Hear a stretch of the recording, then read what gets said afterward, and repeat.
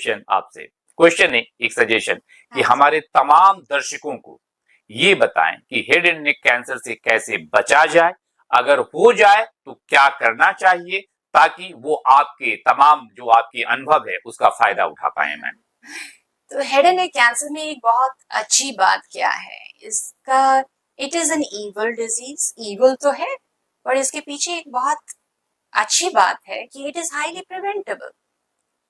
Preventable इसलिए क्योंकि 80-90 head and neck cancer तंबाकू के सेवन से होते हैं, 80 to 90%। जी, और 70-75% अल्कोहल, काफी प्रतिशत पान मसाला, और कुछ दूसरे भी अन्य कारण हैं जैसे डाइटरी फैक्टर्स हैं।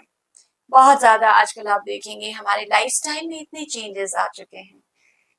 मेरे कहने का है कि जितना हम नेचर के करीब रहेंगे, नेचुरल फूड स्टफ्स कंज्यूम करेंगे, फ्रोजन, प्रोसेस, ग्रिल्ड, बारबेक्यू, ये सारी चीजों का सेवन अपने निजी जिंदगी में कम करेंगे, तो इन कैंसर से बचाव काफी हद तक हो सकता है। कुछ वायरसेस हैं जैसे कि ह्यूमन पैप्लोमा वायरस, तो ह्यूमन पैप्लोमा वायरस के बारे में आजकल बहुत सुनते हैं, अब वैक्सीन के तौर पे अब उसका आ गया है। तो ये हमारे ओरोफेरेंजियल कैंसर्स या लैरिंजियल कैंसर्स में कॉज है। Human papilloma, Epstein Barr virus, herpes simplex viruses, AIDS virus, HIV virus, तो ये सब वायरसेस हैं जो कि हमें पता है कि ये कैसे ट्रांसमिट होते हैं।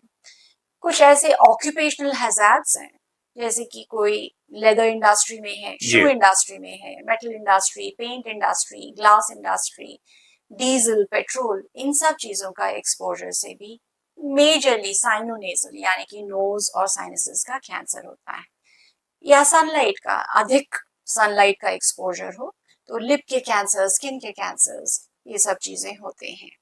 लास्ट जो कहूंगी एक रेडिएशन एक्सपोजर, यानी कि कुछ जैसे बहुत सारे एक्सरेज या सीटी स्कैन्स या पेट स्कैन्स ये करना, पेशेंट कुछ कुछ ऐसे होते हैं अपने आप जाके करा लेते हैं, बट दे डोंट अंडरस्टैंड कि इसके क्या अन्य प्रॉब्लम्स हो सकते हैं। जी जी। तो ये रेडिएशन एक्सपोजर्स के भी कुछ ऐसे कैंसर्स हैं।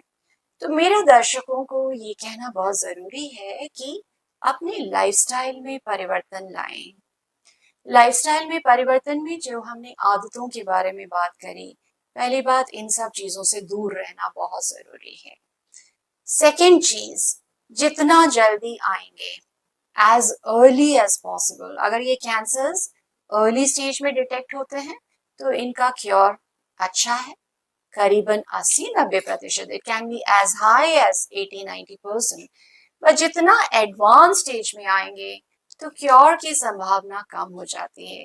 कैंसर्स में भी ट्रीटेबल, आप ट्रीट कर पाएंगे, पर जो हम उम्मीद रखते हैं कि हम लंबे समय तक ठीक रहेंगे, वो जो उम्मीद है वो कम हो जाती है। तीसरी बात, कुछ ऐसी चीजें करें जिसमें आपका मन जो है वो स्टेबल रहे। मन जो है आपके पूरे शरीर का मास्टर है, और उसको कंट्रोल में रखने के लिए मेडिटेशन, योगा, प्रेयर्स, ये सब चीजें बहुत काम करती हैं। अगर आपका शरीर बहुत स्टेबल रहता है, मन स्टेबल रहता है, आप इन सब चीजों के शिकार नहीं होंगे, और दूसरी बात इन आदतों के भी शिकार नहीं होंगे, और बहुत हद तक आपकी जिंदगी बहुत सुखददायक होगी। थैंक यू डॉक्टर, आपने इतनी अच्छी जानकारी दी। निश्चित रूप से हमारे दर्शक इसका फायदा उठाएंगे और हम आभार व्यक्त करते हैं, आपने इतना महत्वपूर्ण समय हमें दिया। Thank you.